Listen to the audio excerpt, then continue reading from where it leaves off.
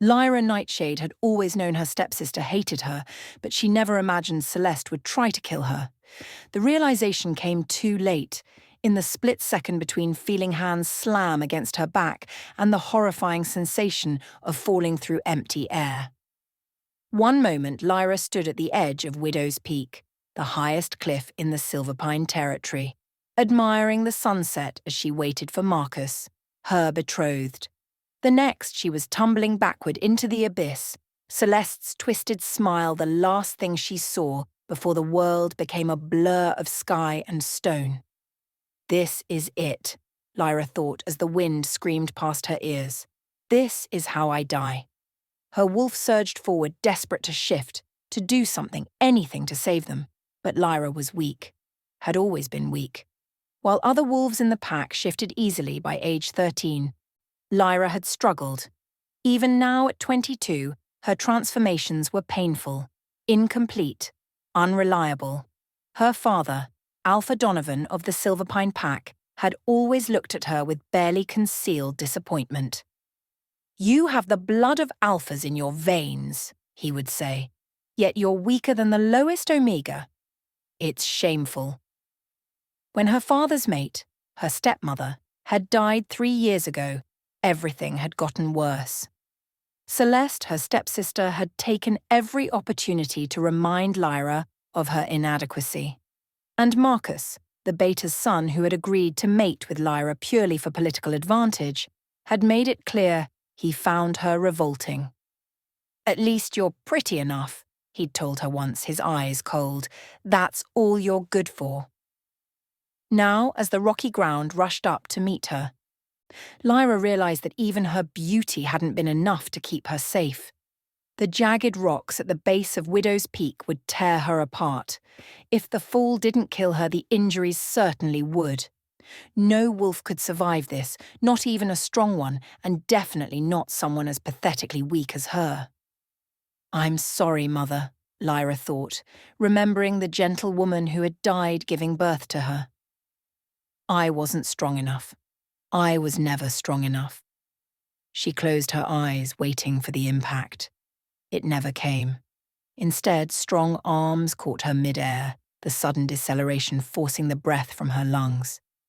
Lyra's eyes flew open to find herself cradled against a broad chest, suspended impossibly in the air. Her rescuer landed in a crouch at the base of the cliff, absorbing the impact with supernatural grace. For a long moment, neither of them moved. Lyra could only stare up at the face of the man, the wolf who had saved her life. He was devastatingly handsome, with sharp, aristocratic features that seemed carved from marble. His hair was black as midnight, falling just past his collar. But it was his eyes that stole her breath. Molten gold, the colour of a wolf's eyes, burning with an intensity that made her feel stripped bare.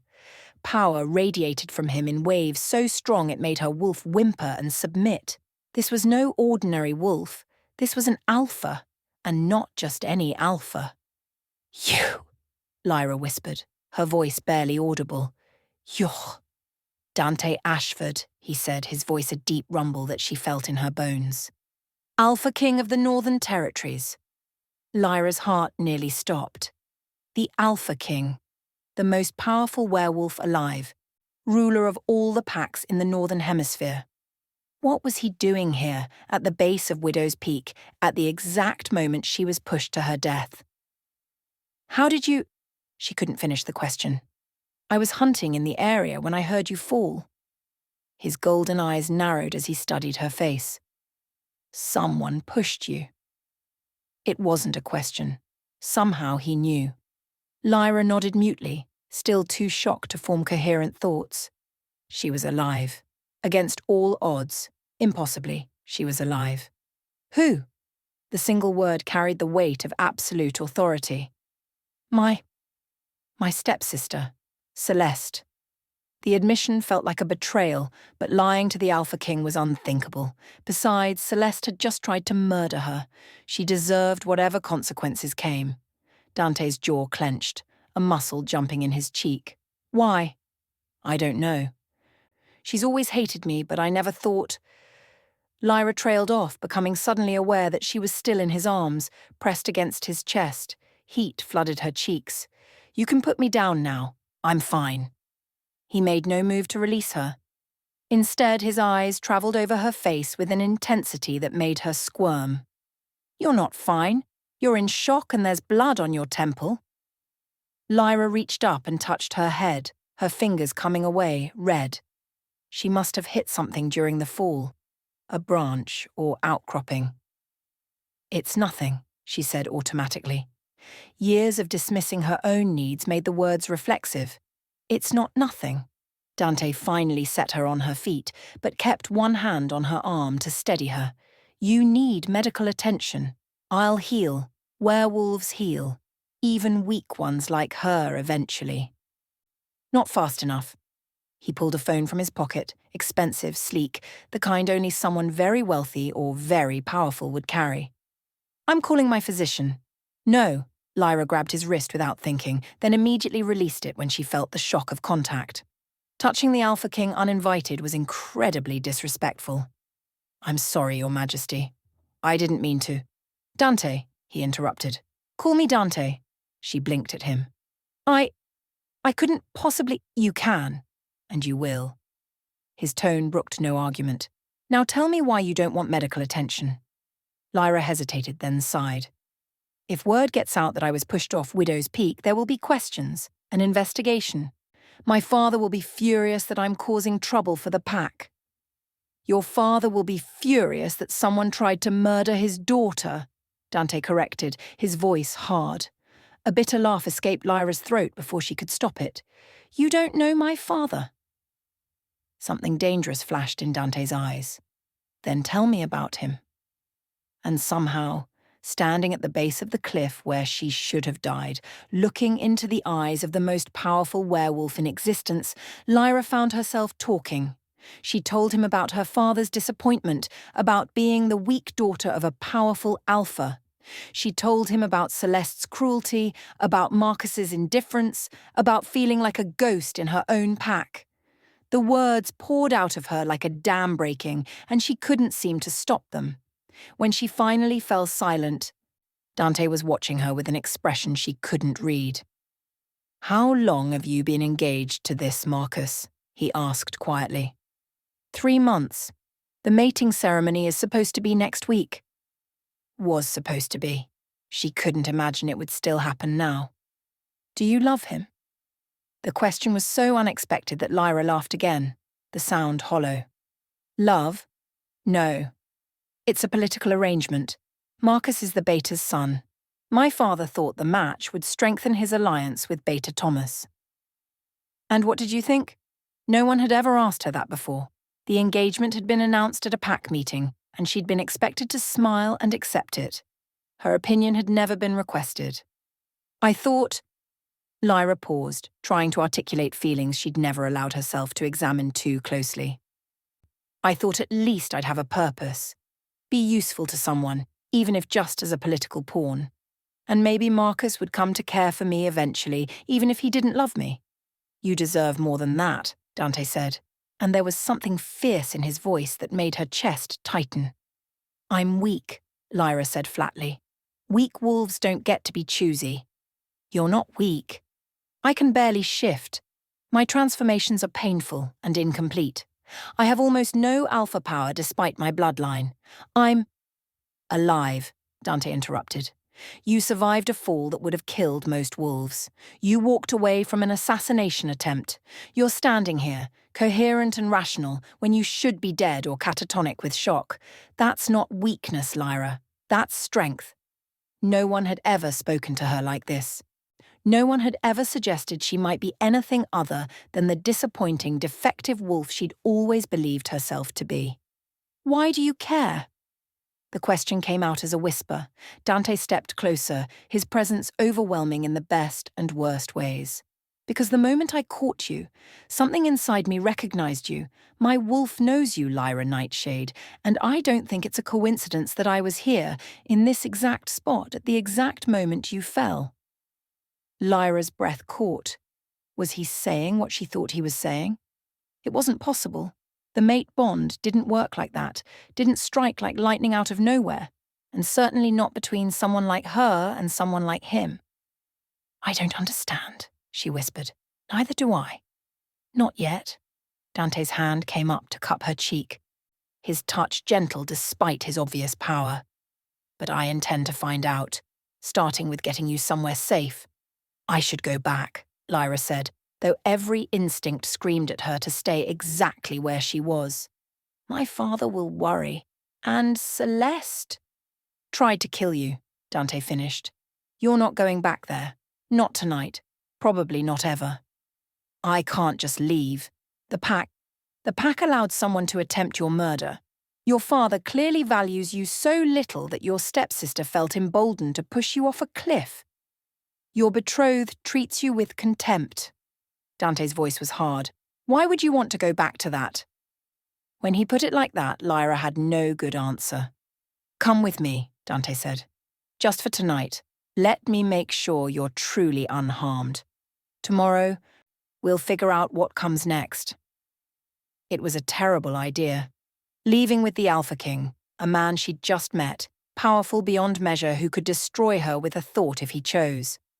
Going with him meant abandoning everything she'd ever known, stepping into the unknown with no guarantee of safety. But staying meant returning to Celeste, who had already tried to kill her once. It meant facing her father's disappointment and Marcus's disdain. It meant living half a life in the shadows, always aware of her own inadequacy. Lyra looked up at Dante, this impossibly powerful, devastatingly handsome man who claimed his wolf recognized her, who had caught her when she fell, who was looking at her like she mattered. "Okay," she whispered, "just for tonight." The smile that crossed Dante's face was like the sun breaking through storm clouds. He scooped her up again before she could protest, cradling her against his chest as if she weighed nothing. "Hold on." Then he shifted, a transformation so smooth and effortless it took Lyra's breath away. One moment she was in the arms of a man, the next she was lying across the back of the most magnificent wolf she'd ever seen. Dante's wolf form was massive, easily twice the size of a normal werewolf. His fur was black as midnight, and those golden eyes burned with intelligence and power. He was breathtaking. Lyra's own wolf whimpered with awe and longing, recognizing an alpha in his prime. Dante took off running, moving through the forest with supernatural speed. Lyra clung to his fur, watching the trees blur past. She should have been terrified of the speed, of the unknown destination, of what she'd just agreed to.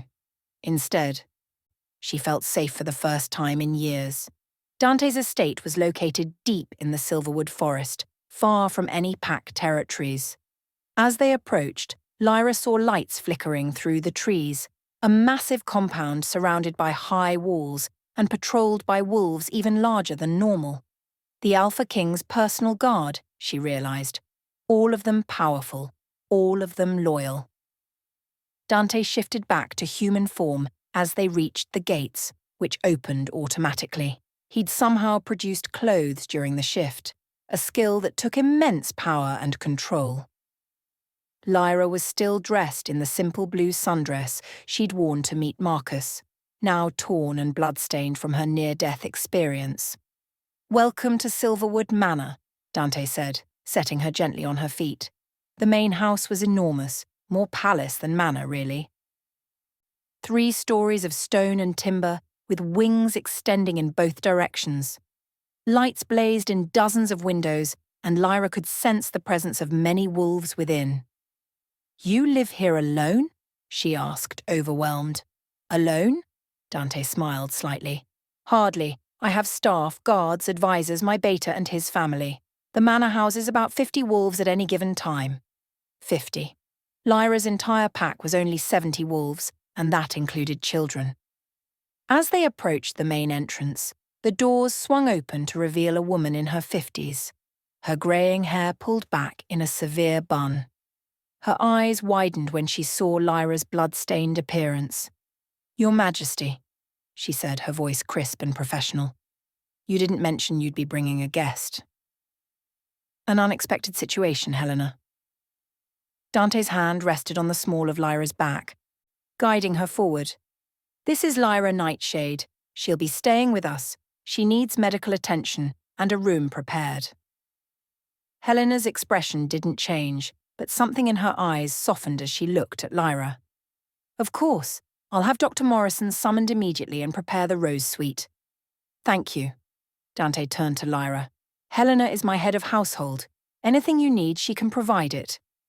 Before Lyra could respond, a man appeared in the hallway, tall, broad-shouldered, with kind brown eyes and an easy smile.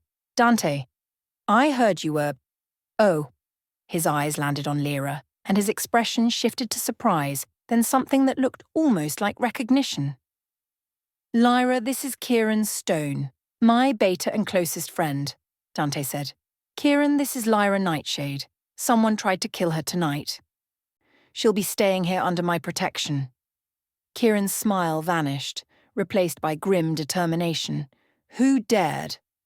Her stepsister pushed her off Widow's Peak. Good goddess. Kieran's eyes travelled over Lyra's battered appearance. You should be dead. I would be if Dante hadn't caught me. Lyra's voice came out smaller than she'd intended, the shock finally catching up with her. Kieran's eyes widened, and he looked at Dante with an expression that seemed to communicate something significant. Dante gave a tiny shake of his head. Not now. And Kieran's expression cleared. Well, Kieran said warmly, welcome to Silverwood Manor, Lyra. You're safe here.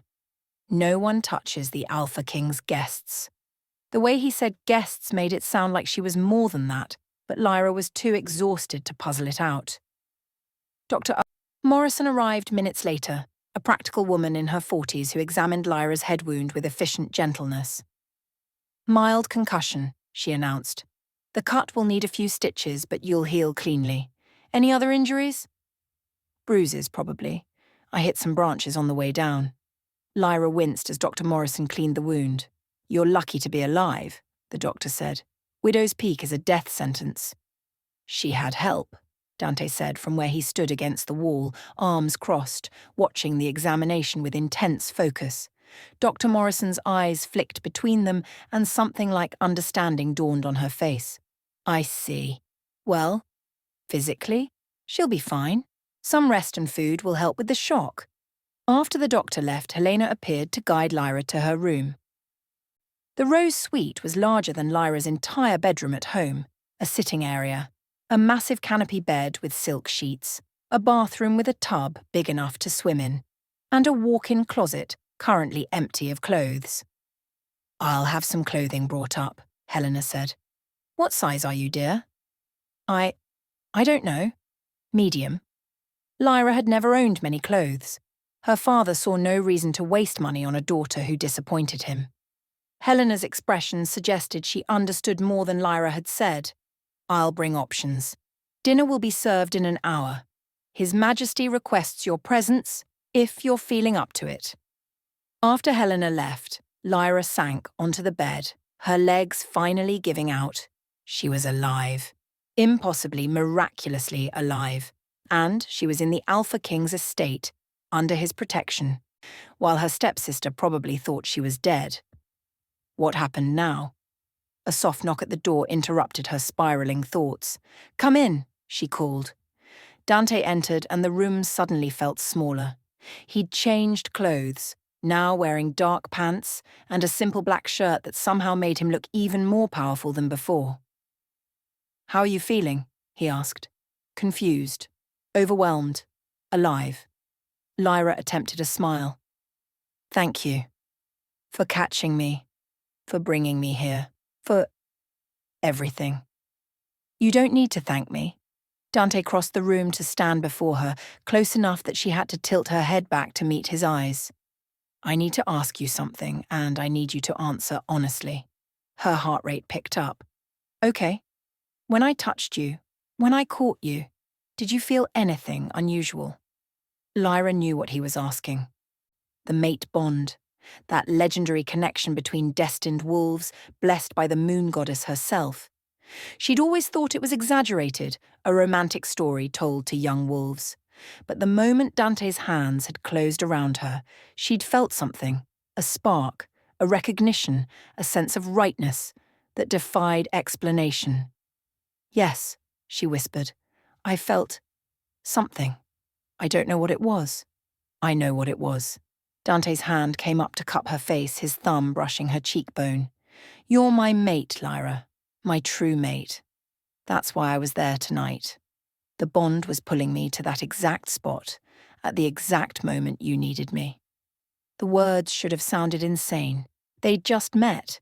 True mates were rare, and for the Alpha King to be mated to a weak wolf from a minor pack was unheard of. But looking into his golden eyes, feeling the warmth of his touch, Lyra couldn't deny what her wolf had recognized from the beginning.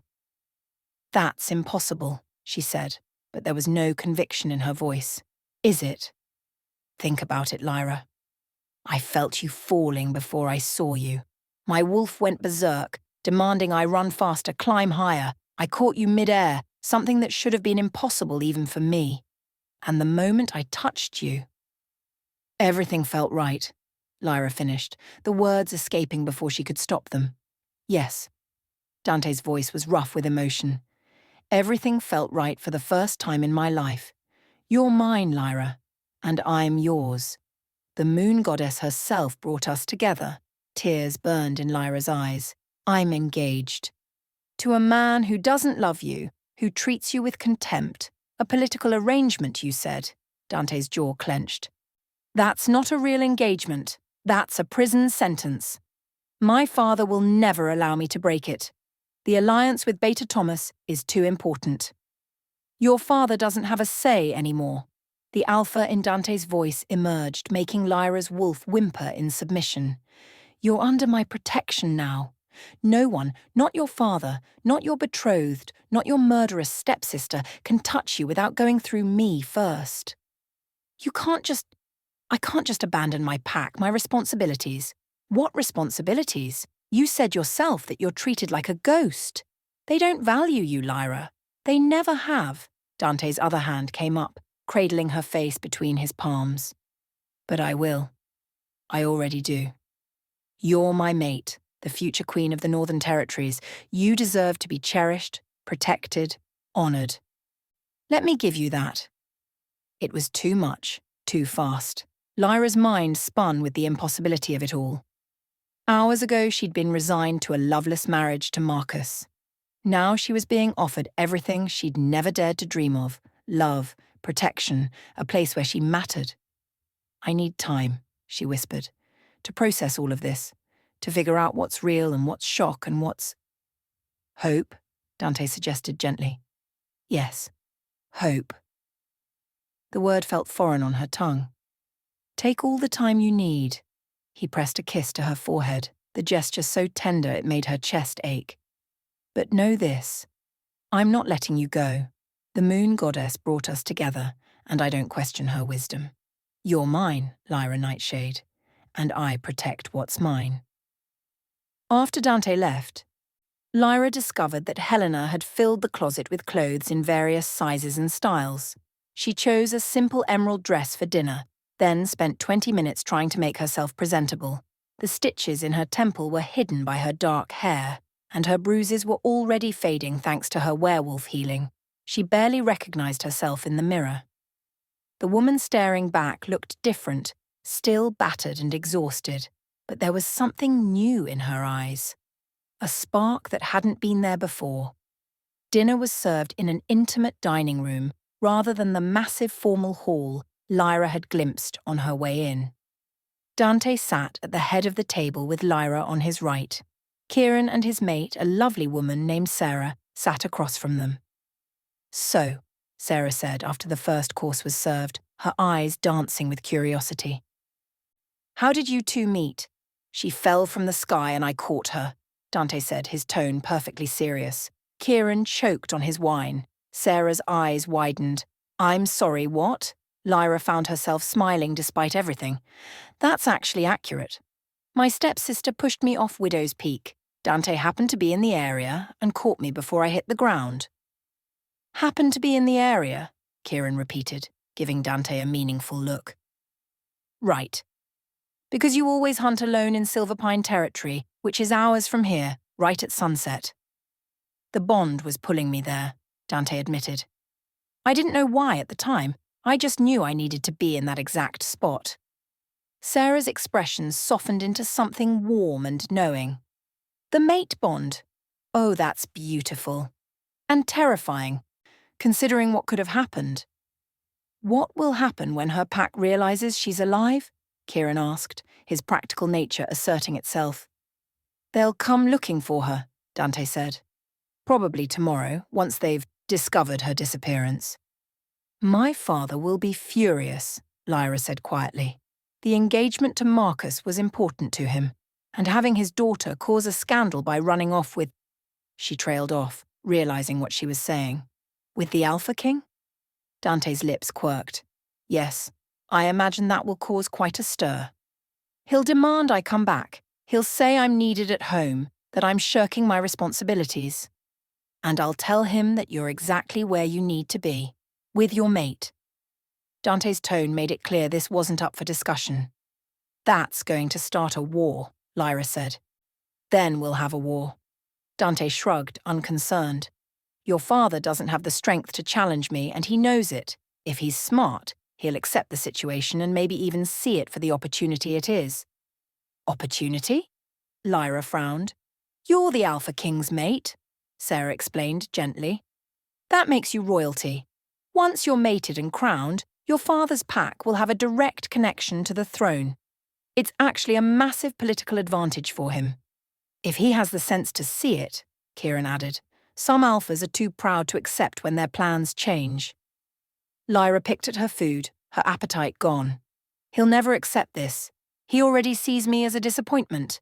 Finding out I'm mated to the Alpha King won't change that. He'll just think I'm not worthy of the position. Then he's a fool, Dante said flatly. And his opinion doesn't matter. You are worthy, Lyra. More than worthy. The conviction in his voice made her want to believe him.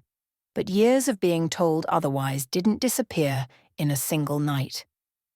After dinner, Dante walked her back to the Rose Suite. They moved slowly through the candlelit corridors, neither seeming eager to end the evening. What happens tomorrow? Lyra asked as they reached her door.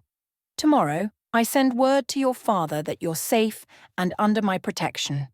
I'll also make it clear that any attempt to remove you from here will be seen as an act of aggression against the crown. And Marcus? Dante's expression darkened. Your engagement is void.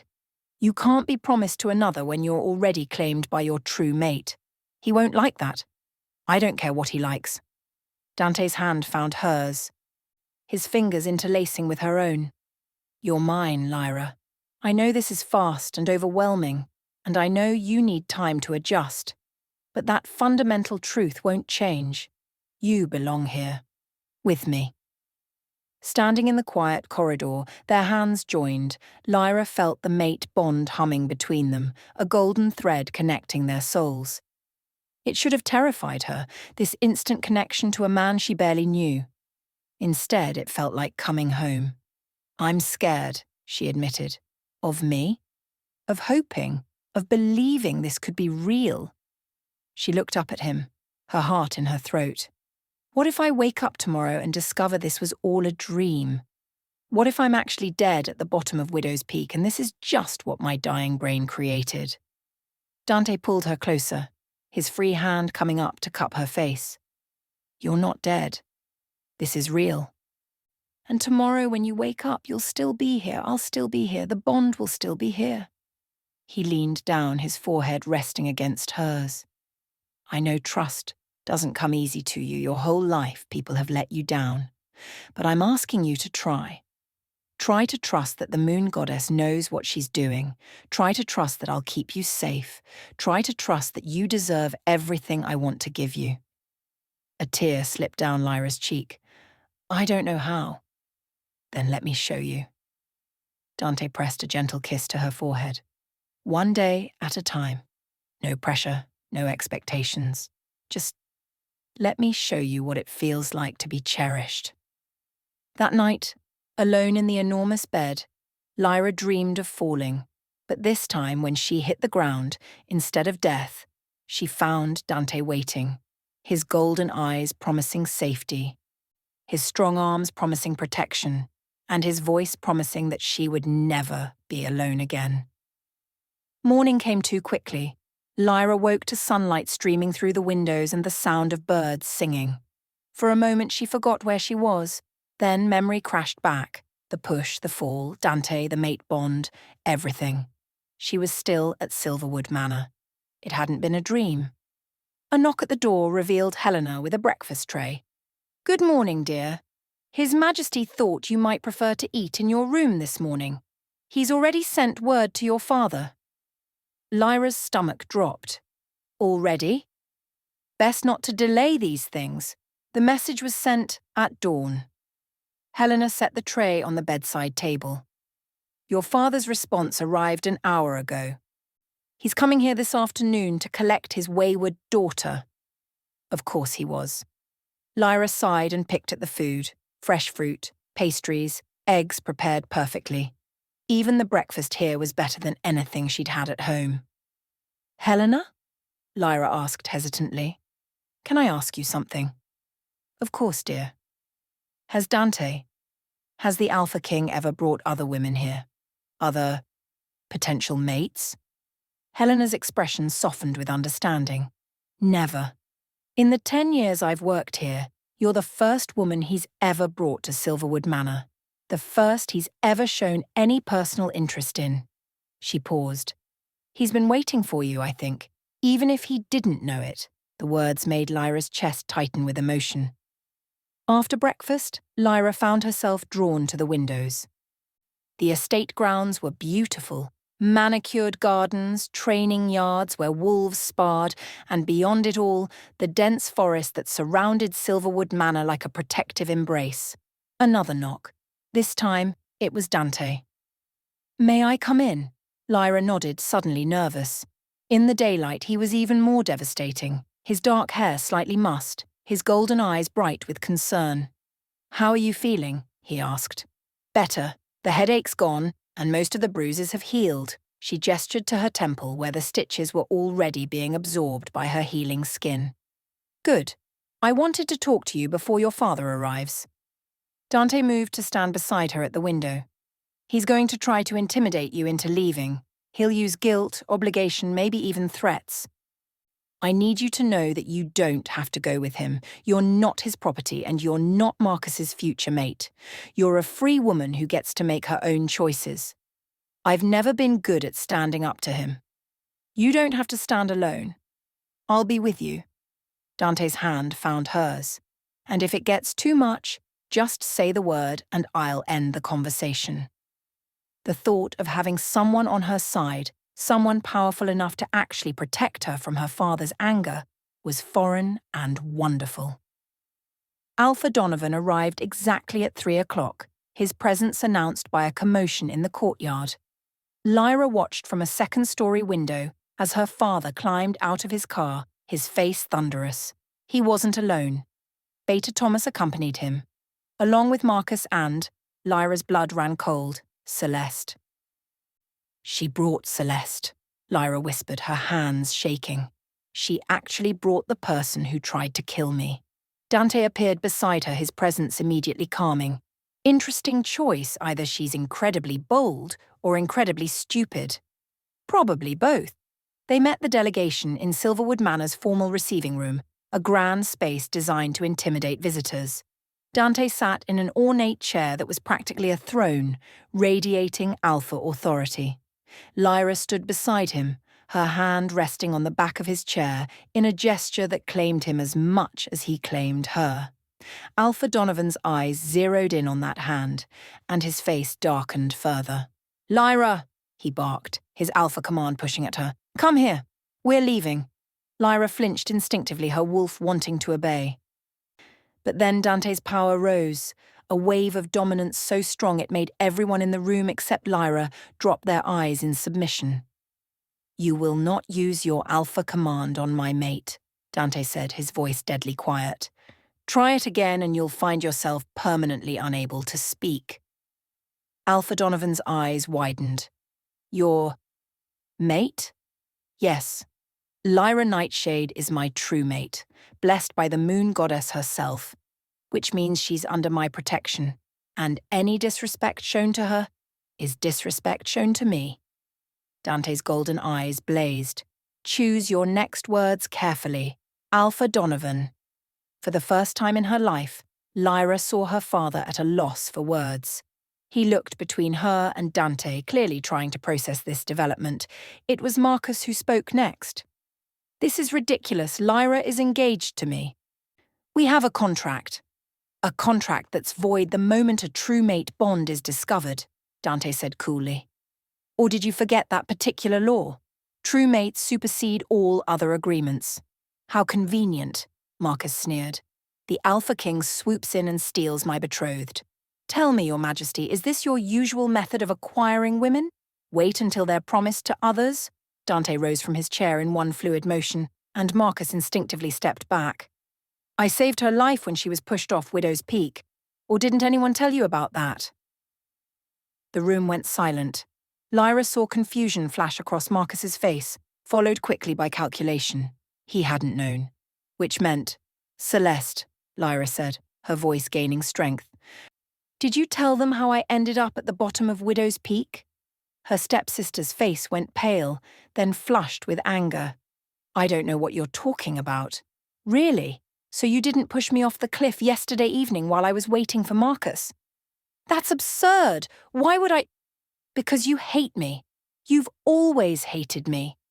Lyra felt Dante's hand on her back, lending her strength. You saw an opportunity to get rid of me permanently, and you took it. You can't prove anything, Celeste hissed. I don't need to prove it. I was there. Lyra looked at her father, seeing the calculation in his eyes. He was trying to figure out which story benefited him most. Father, Celeste pushed me off Widow's Peak. I should be dead. I would be dead if the Alpha King hadn't been there to catch me. Celeste wouldn't do that, Alpha Donovan said, but his voice lacked conviction. Wouldn't she? Dante's tone was conversational, but everyone in the room heard the danger beneath it. Let me paint you a picture, Alpha Donovan. Your daughter, your blood daughter, was pushed off a cliff by her stepsister. The fall should have killed her, but I caught her. Do you know what that makes me? Alpha Donovan swallowed hard. Her savior. No, her mate. The moon goddess herself orchestrated this. The bond pulled me to that exact spot at that exact moment because Lyra needed me, because she's mine to protect. Dante's arm slid around Lyra's waist, pulling her close. Now you have a choice. You can accept this blessing, your daughter mated to the Alpha King, or you can side with the woman who tried to murder her. Choose wisely. The silence that followed was deafening. Finally, Beta Thomas cleared his throat. If I may, Alpha, this is actually a significant opportunity for the pack. An alliance with the Crown through a mate bond is far stronger than any arrangement with my family. No offense to Marcus. Marcus looked furious but said nothing. Alpha Donovan's jaw worked as he processed this. Lyra could see the moment he made his decision, not based on what was right or just, but on what benefited him most. Fine, he said curtly. If Lyra is truly the Alpha King's mate, then I won't stand in the way. But there are conditions. You're not in a position to make conditions, Dante said flatly. Nevertheless, Alpha Donovan drew himself up. Lyra is still my daughter. Any mating ceremony must be recognized by the Silver Pine Pack. We expect to be involved in the planning and execution. That's acceptable, Dante said, surprising Lyra. Provided Lyra agrees. All eyes turned to her. Lyra looked at her father, this man who had never valued her, who was now trying to claim credit for her good fortune. She could refuse. Dante would support her. She could cut ties with the Silver Pine Pack entirely. But that felt petty, and, more importantly, it felt like running away. I'll agree, Lyra said slowly, on one condition of my own. Her father's eyes narrowed. What condition? Celeste admits what she did, publicly, to the entire pack. Absolutely not, Celeste shrieked. I didn't do anything. Then you won't mind submitting to a truth verification spell, Dante said pleasantly.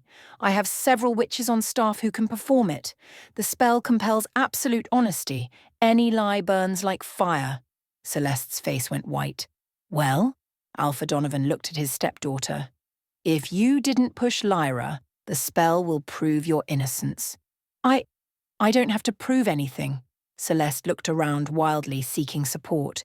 This is insane. You're all insane. Truth verification, Dante repeated. Unless you'd prefer, I simply have you arrested for attempted murder of the future queen. The title hung in the air. Future queen. Lyra felt the weight of it, the impossibility made real. Celeste broke. Fine. Yes, I pushed her. I pushed her off the cliff because I was tired of watching her mope around like a kicked puppy, tired of her martyrdom, tired of father comparing me to his precious dead wife's perfect daughter. That's enough, Alpha Donovan roared. Celeste, be silent. But the dam had broken.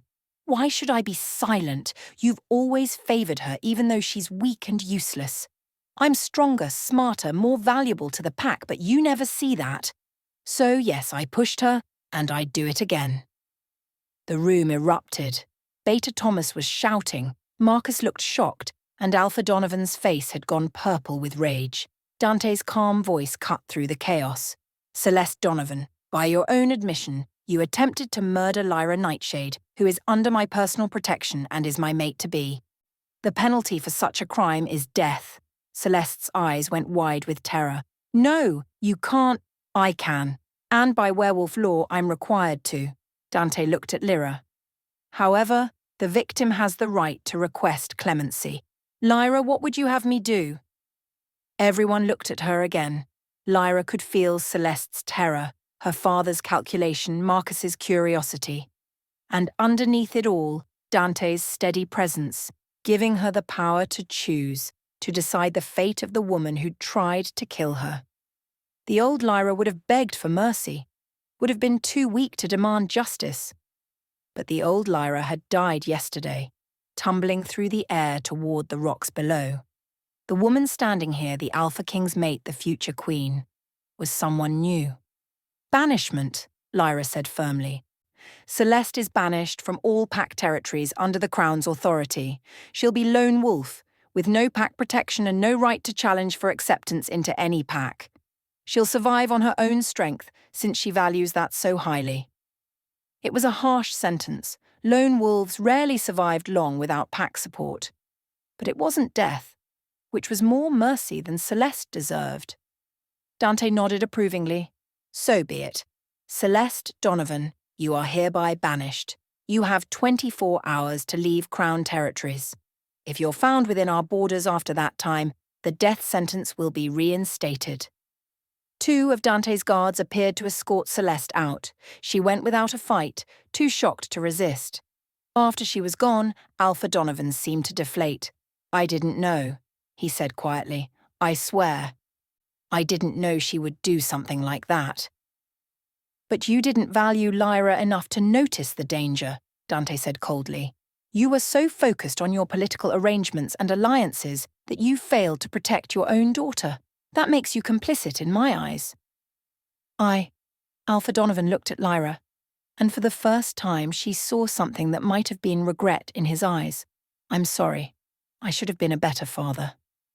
The apology was 2 decades too late, but Lyra found herself nodding. I accept your apology, but things are different now. I'm not the weak daughter you can ignore anymore. I'm the Alpha King's mate, and I will have your respect. Her father's eyes widened at the steel in her voice. Then he slowly bent his knee. You have it, Your Majesty.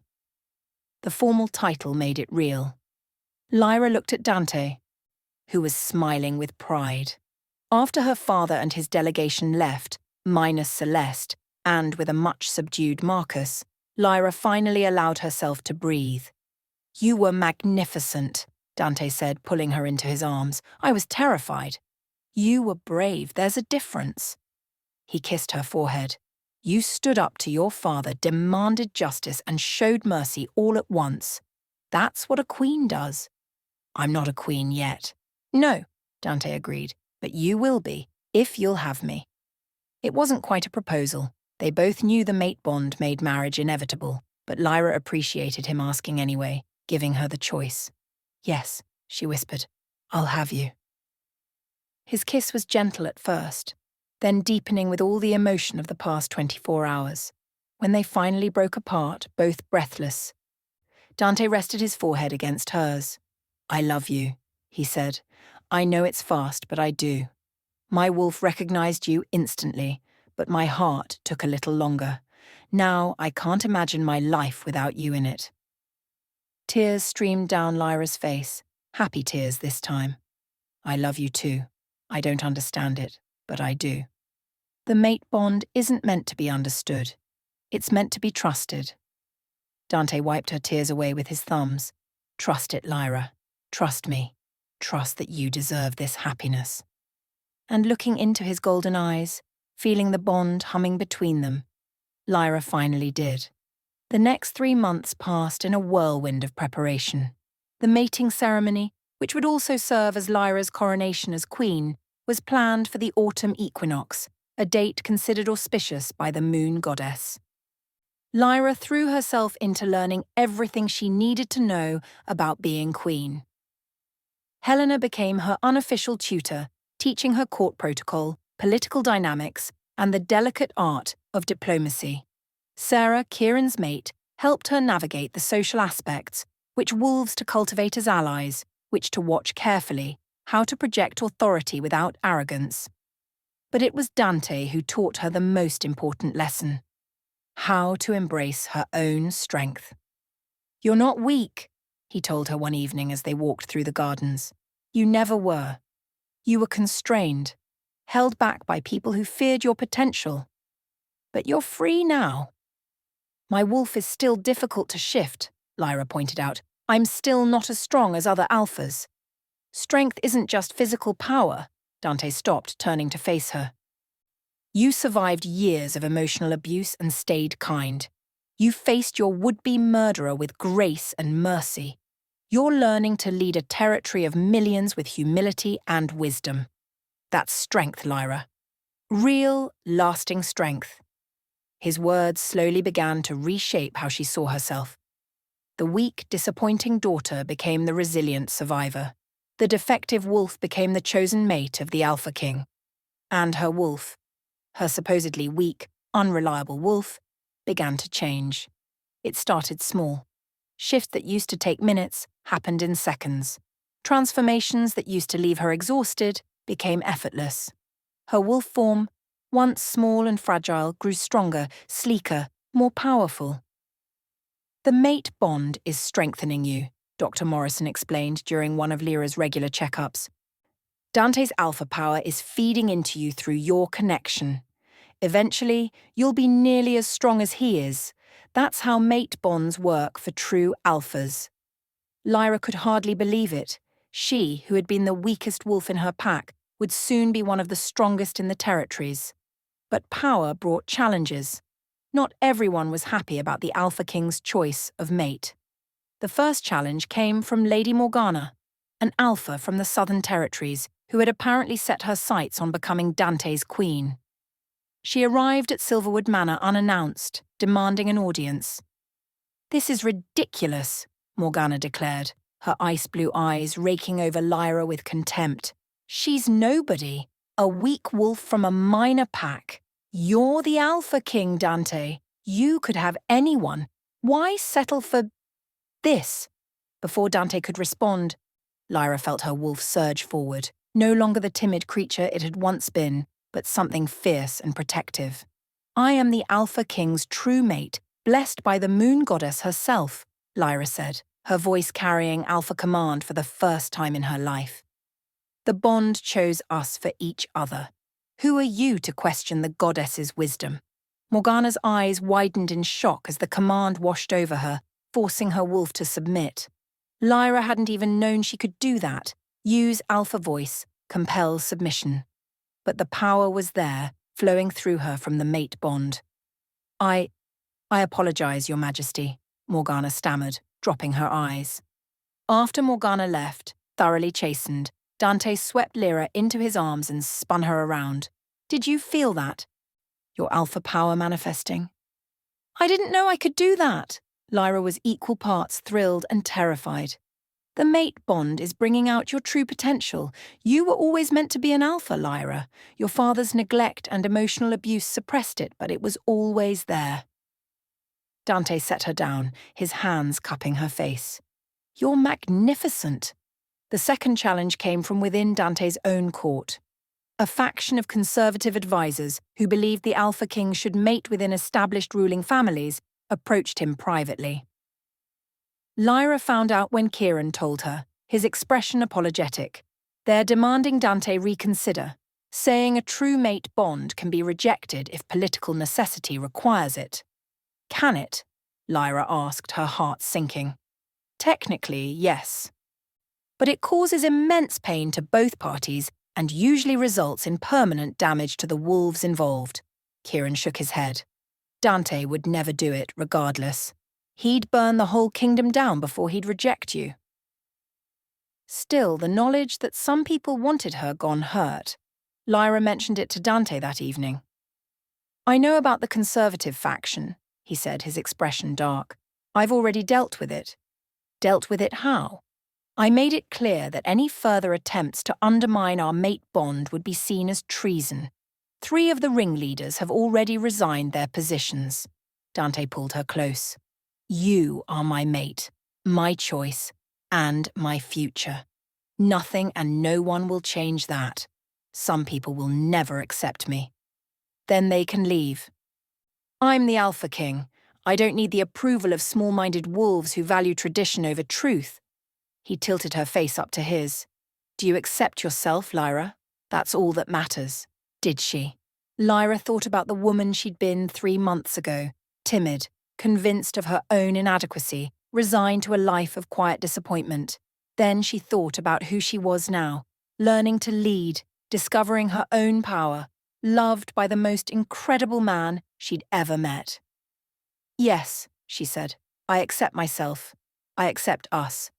Dante's smile was radiant.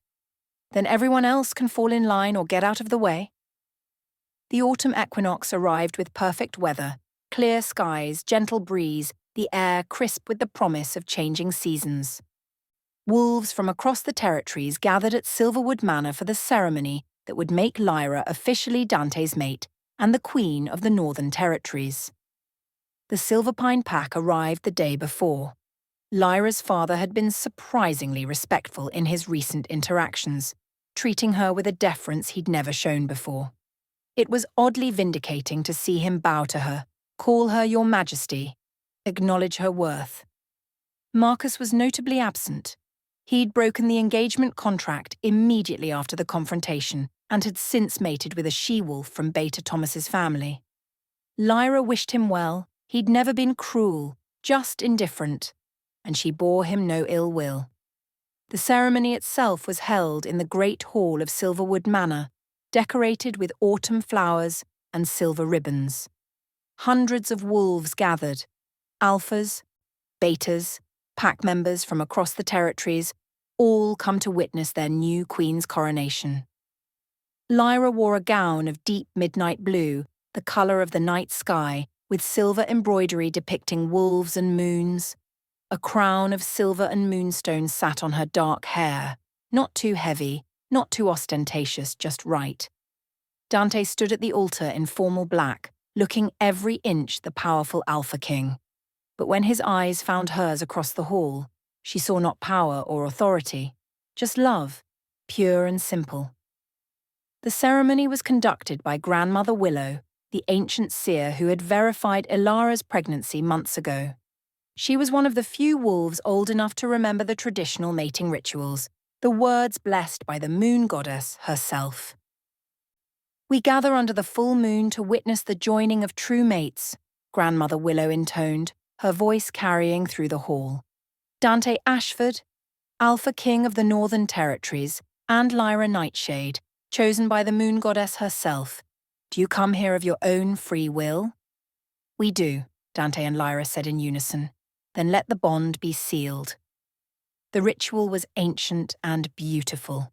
They exchanged vows written by wolves long dead, promising loyalty, protection, love. They marked each other. A bite on the shoulder that would leave a permanent scar, visible proof of their bond. And finally, they joined hands as Grandmother Willow called down the moon goddess's blessing. The power that descended was palpable. Lyra felt it washing over her, through her, changing something fundamental in her soul. The mate bond, which had been a golden thread connecting her to Dante, blazed into brilliant life, no longer just a connection, but a complete merging of their souls. She was his, and he was hers, and nothing in heaven or earth could sever that bond now. When Grandmother Willow pronounced them mated, the hall erupted in cheers. Wolves howled their approval, the sound echoing through the manor and into the forest beyond. But Lyra barely heard it. She was too focused on Dante on the way. He was looking at her like she was the most precious thing in his world. "My queen," he whispered, pulling her close. "My king," she whispered back. Their kiss sealed the bond, and Lyra felt herself fall completely, irrevocably in love with the man the moon goddess had chosen for her. The celebration lasted 3 days. There was feasting and dancing, speeches and toasts, challenges and contests. Lyra met wolves from across the territories, learned names and faces, began to understand the vast network of packs she would help Dante lead.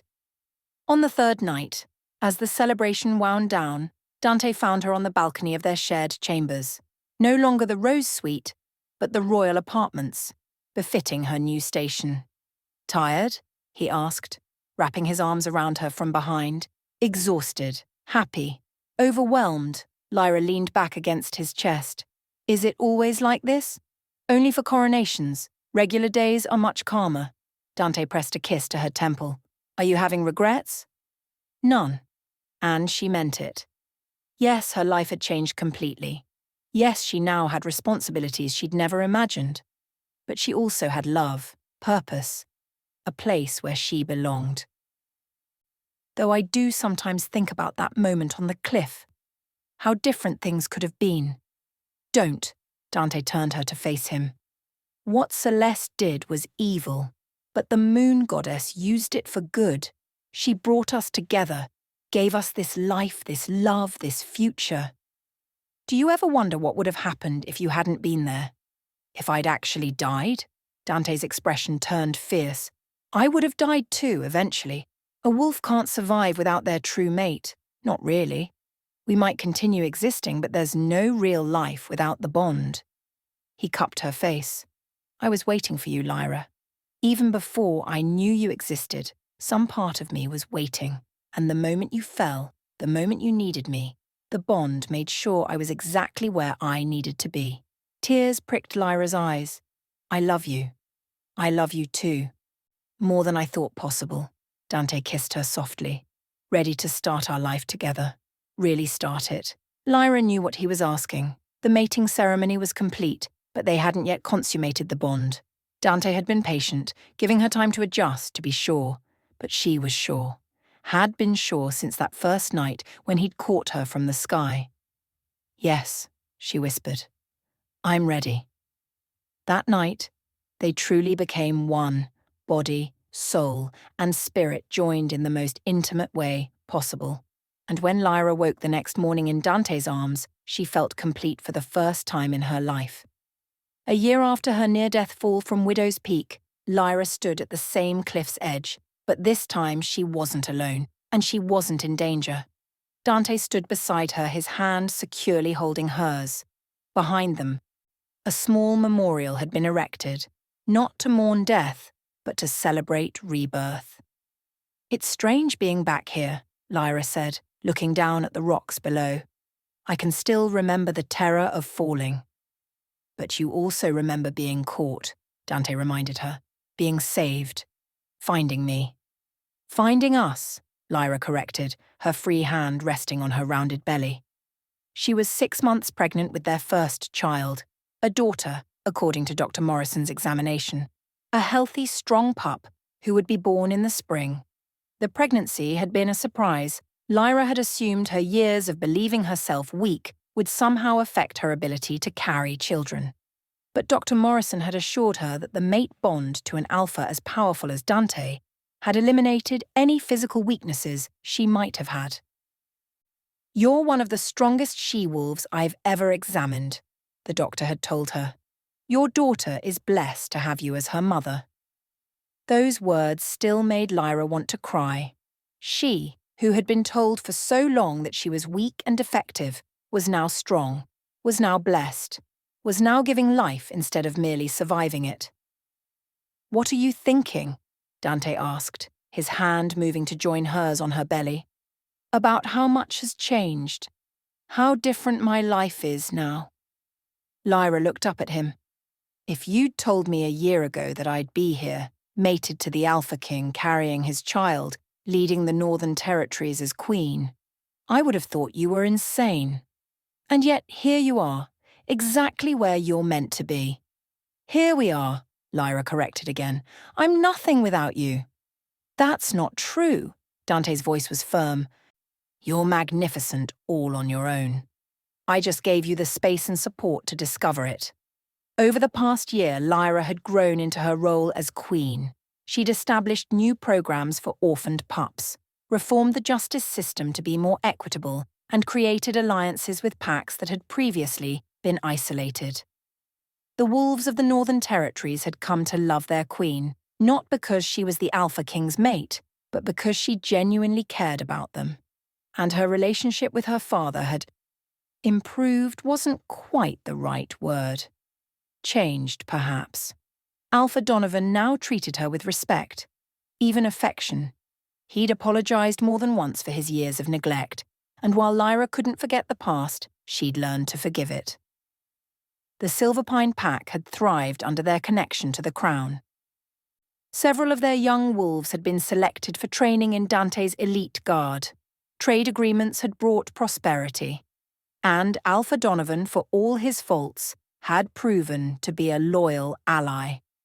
As for Celeste, Lyra had heard reports that her stepsister had joined a pack of rogues in the Western Territories. She was alive, at least, though Lyra doubted she was happy. Part of her, the part that remembered the girl Celeste had been before jealousy poisoned her, hoped that someday her stepsister would find peace. But that was Celeste's journey to make. Lyra had her own path now. "Should we head back?" Dante asked. "The council meeting starts in an hour." Lyra took one last look at the cliff, the place where she'd died and been reborn, where her old life had ended and her new one had begun. Then she turned away, Dante's hand in hers, their daughter growing beneath her heart. "Let's go home," she said. Silverwood Manor had become home in a way the Silverpine Packhouse never had. It was filled with laughter and love, with wolves who valued her, with a mate who cherished her. It was where she belonged. As they drove back through the forest, Lyra thought about the girl she'd been, the one who'd stood on that cliff waiting for a betrothed who didn't love her, believing she was weak and worthless. That girl had fallen, but the woman who rose from that fall was strong, loved, and exactly where she was meant to be. "Mama, watch me shift." Lyra looked up from her correspondence to see her daughter, Luna, standing in the gardens of Silverwood Manor. At 4 years old, she was already showing signs of being extraordinarily powerful. Shifts that came easily, alpha command that made even adult wolves pause. "I'm watching, sweetheart. Show me." Luna's shift was smooth and effortless, her small wolf form appearing in a shimmer of light. She had Dante's golden eyes and Lyra's dark fur, a perfect blend of both parents. "Look, Mama, I did it." Luna's voice in Lyra's mind was full of pride. "You did beautifully," Lyra sent back, her heart swelling with love. Beside Luna, their 2-year-old son, Orion, was attempting his own shift with less success. He managed a partial transformation, wolf ears and tail while his body remained human, and burst into giggles at his own reflection in the garden pond.